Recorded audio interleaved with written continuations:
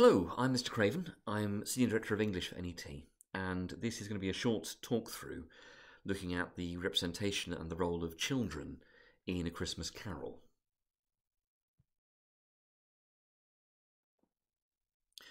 Now, let's lead with a bit of context. Now, the Victorians had a rather divided view of children based, unsurprisingly, on their social class. For the middle and the upper classes, childhood was something idealised. Children were valued, they were protected more than ever before. And children were also valued for their childishness, for their innocence, for their naivety, for their inexperience. And these things were all seen as virtues. Now, working class children, in contrast, were objectified and exploited more really than ever before in history. This was the era of the child as factory worker, as match girl, as miner, as chimney sweep, the climbing boys, they were called. Now, around 3/4 of the population were in the working class. Most of them would have very, very limited or no access to education. Now, educational reforms of the time, and there were some, were largely focused on educating the poor, not to improve their lives, but to really make sure that they voted the right way. In one particularly awful example, there was a social reformer called Edwin Chadwick, and he genuinely spent time trying to work out the minimum possible time needed for a working class child to be educated, to make sure they could become a productive worker for the remainder of their life.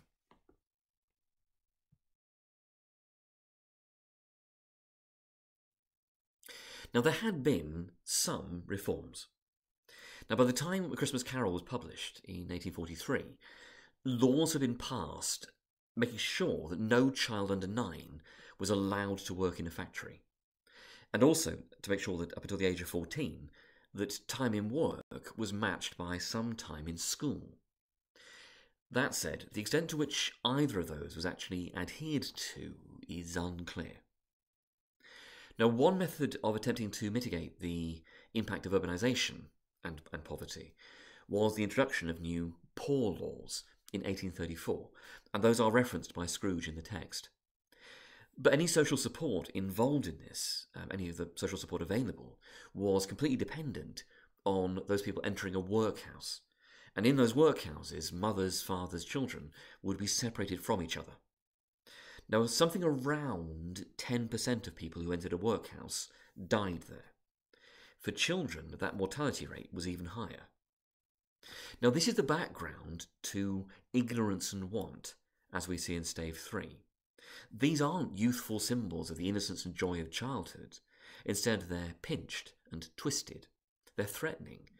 Devils lurked and glared out menacingly. They're wolfish. And that's in the sense of animalistic, predatory, threatening. And notice also that their names are both the cause and the consequence. Society's ignorance, its lack of knowledge, and its ignoring, its avoidance of the issues, as we see with Scrooge, that leads to the ignorance of the children, to their lack of education, and therefore this entrenched cycle of a lack of opportunity. Equally, the wants of people like Scrooge, their greed, their desire, well, that want, in terms of greed and desire, leads to the wants of the poor. But that's want in terms of their lack of provision, their lack of food, their lack of opportunity. And these would be, obviously, the kinds of children who would end up in those workhouses, who would end up in the prisons.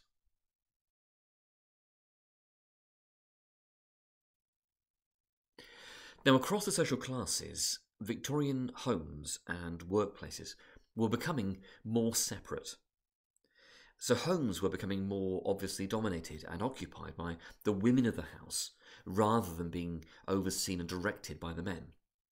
As a result, homes, particularly among the middle classes, were becoming seen as places of relaxation for fathers, places where they could be amused and entertained by their children. And obviously, we would have to acknowledge the gap between the depiction of these things and potentially the reality. Family life, also, in terms of how it was depicted and how it was understood, became more child-centred, including festivals. And it's this depiction that we see in the homes of Belle in stave 2, and also of the Cratchits in staves 3 and 4. Middle-class families would often, however, then send their children away to boarding school, and that wasn't for the sake of their education per se, but so that they could learn to be men, away from the danger of female influences, and thus effeminacy. That was really the concern. So to be a successful product of the boys' public school system, of these private schools, and particularly of boarding schools, was seen to be manly, to be upright, to be truthful, with a sense of public obligation, but also to be physically tough, to be strict, to be controlled and controlling, and, in a sense, to be emotionally restrained, if not repressed. Scrooge. Dickens was, as we know, a product of both of these systems. As a child, he had been educated at private schools, but this had been disrupted by his father's rapidly mounting debts and the family, Dickens' family, being forced into a debtor's prison. And it was the family that was sent. Now, aged 12, Charles Dickens was old enough not to follow his family into the prison. The younger siblings did, he didn't. So he was more or less left to his own devices in the outside world, passed from family friend to relative stranger. Now, he ended up working in a blacking warehouse for 6 shillings a week, pasting labels on bottles and things. And it's this, presumably, that leads to the very negative depictions of middle-class fathers, of private schools, and of the treatment of the poor. Now, as a writer, Dickens was unusual in terms of placing children and childhood centre stage. For Dickens, children are symbolic of potential, of natural goodness, of innocence before the corruption, the damage of adult influence. As an adult, a sense of childishness is also essential in Dickens' writing. To lose your inner child, to forget your inner child, and we'll return to that later, is to become, like Scrooge, certainly emotionally, if not literally, dead. And that's a key reason as to why Christmas is seen as so important. Christmas is a celebration of life, of rebirth, but it's also a celebration of childhood. It's a time when children take centre stage, and adults can take refuge from the challenges of life by reconnecting with the children in their lives, but also with their own childhood memories and experiences and traditions.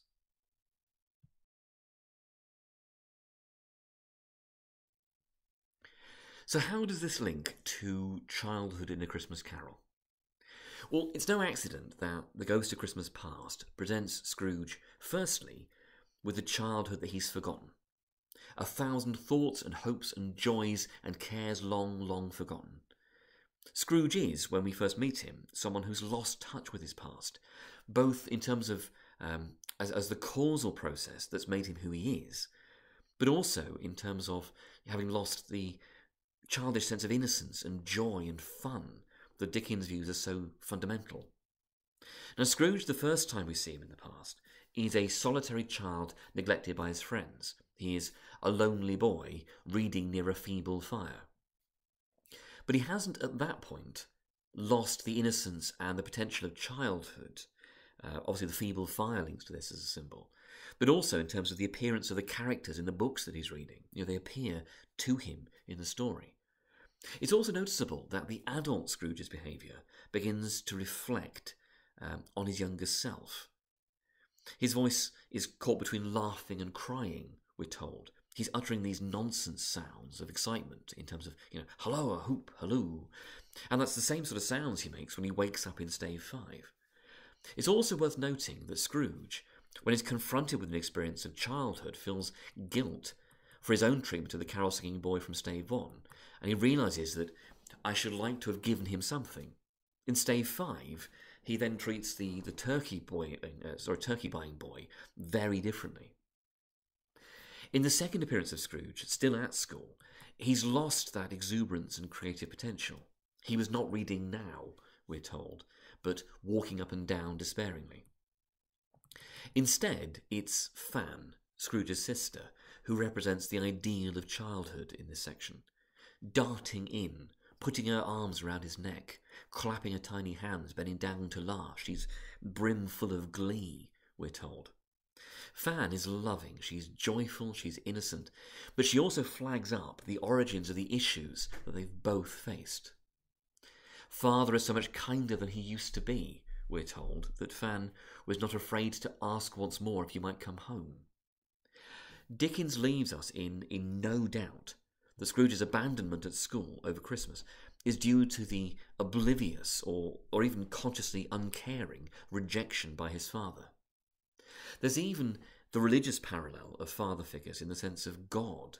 Authority figures, yes, but also benevolent, able to ensure that home is like heaven, to borrow Fan's phrase, or the opposite in the case of Scrooge's father. Blame the parents. It's worth, as a side note, comparing the behaviours of Fan and her son Fred. As an adult, Fred seems to evidence the same kinds of behaviours as Fan. He's still exuberant, he's still loving, he's still playful. Fred is someone who hasn't lost touch with his inner child.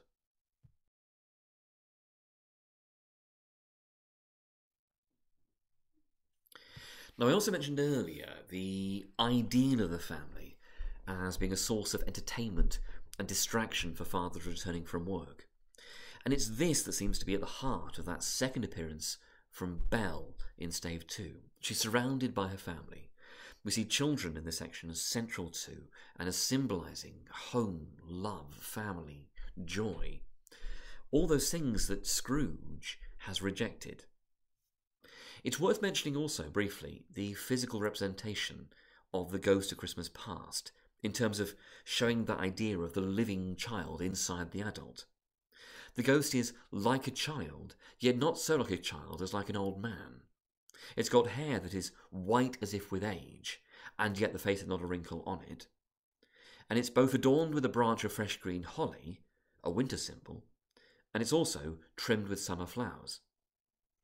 So we've got both youth and age coexisting in the one form. So it's not simply that childhood is the cause of adulthood. And, that's in terms of, say, Scrooge, the solitary child, becoming Scrooge as solitary as an oyster. It's also the child coexisting with the adult throughout their life, and that's what Scrooge has lost. As a contrast, I've already mentioned Fred's clear engagement with his inner child, but it's something we see also from Bob. In Stave 1, Bob went down a slide on Cornhill at the end of a lane of boys, and then went home to play at Blyman's Buff. Now, Bob is someone who is an adult in the adult world, but he also retains the innocence and the fun of childhood in his personal life.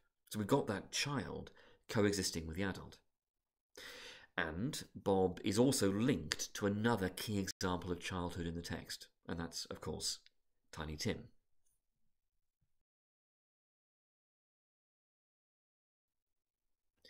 Now, the Cratchit family includes a lot of children.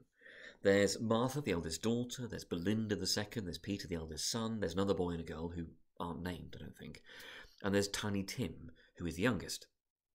Now, large families of this kind were common, especially in the working class. Child mortality was around 30% by the age of 5. Now, that's skewed slightly by the high proportion of infant deaths, but there was also very limited access to or awareness or understanding of contraception. Now, children were, obviously, a resource, and the earnings of children were a key part of family income in the working class. Children were also essential in childcare and in supporting parents when those parents became too old or too ill to work. Pensions, don't forget, weren't introduced in the UK until 1909. Now, the Cratchit children seem to embody Dickens' ideal of childhood. They're energetically childish, tearing in there everywhere at once. They're really excited about food and clothes and everything else. And there's real resonances there with Belle's children earlier. And as a side point, if you just look at the amount of exclamation marks that they seem to use. Now in Stave 4, they're also emotionally supportive of their father following the death of Tiny Tim. And that's seen when each child laid a little cheek against his face, as if they said, "Don't mind it, father, don't be grieved." Energetic, innocent, empathetic, affectionate childhood. Now, Tiny Tim.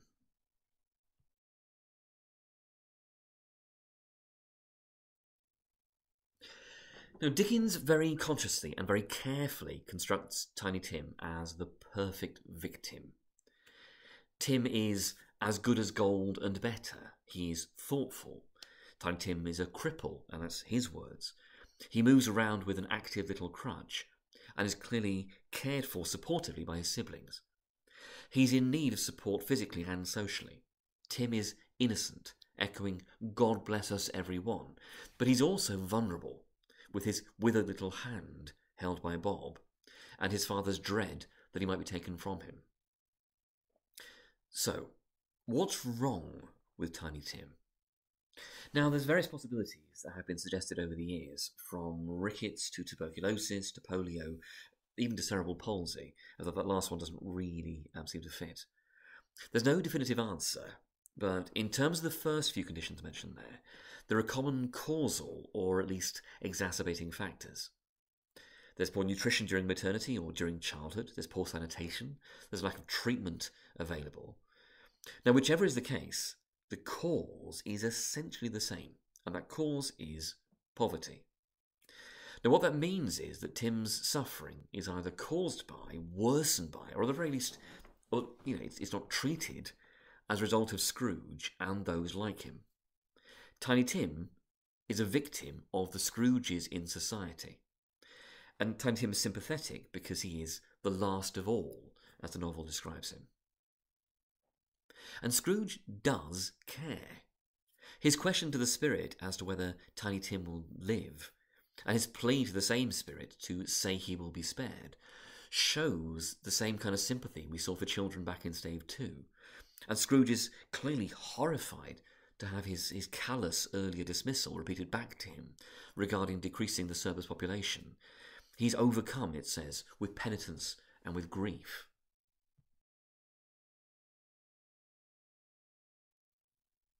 Now, Tiny Tim is clearly essential to Scrooge's redemption in Stave 4, and the religious connotations in terms of the word redemption are deliberate here. In Stave 3, Tim had been to church and had self-sacrificially used his own disability to help others remember upon Christmas Day who made lame beggars walk and blind men see. It's Tim who is listed as repeating "God bless us everyone." In Stave 4, Dickens lays this out even more clearly. Peter reads a verse from the Gospel of Mark, for example, and he took a child and put him in the midst of them. The next verses, if you read the Gospel of Mark, talk about the need to receive one such child in order to receive Christ and God. Children are innocent, they're victims, but they're also symbolic of the future. Now, the implication here is that by not caring for Tim and those like him, Scrooge has made himself unable at this point to be saved from a religious perspective.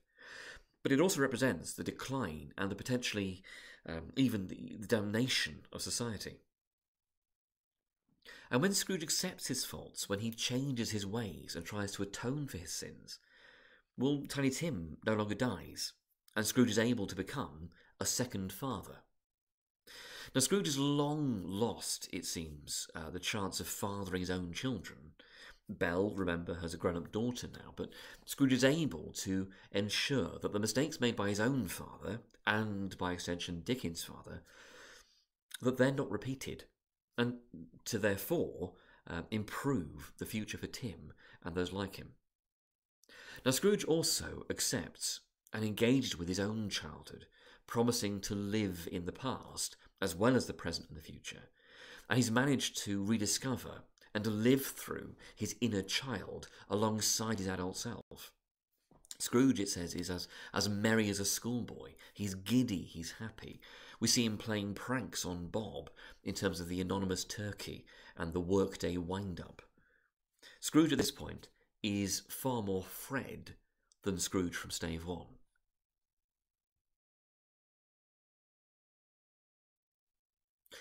Now, there is another interpretation just to flag up, and it's an obvious one, I think. So Tiny Tim is a child at Christmas. Tiny Tim suffers as a result of others, but he still uses his own suffering to comfort and to aid others. Tiny Tim dies because of the sins of others, and in order to aid the redemption of others.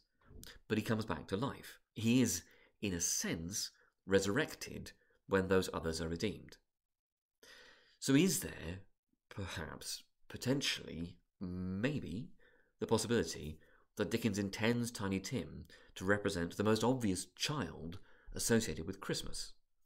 Is Tiny Tim, in fact, intended to represent Jesus?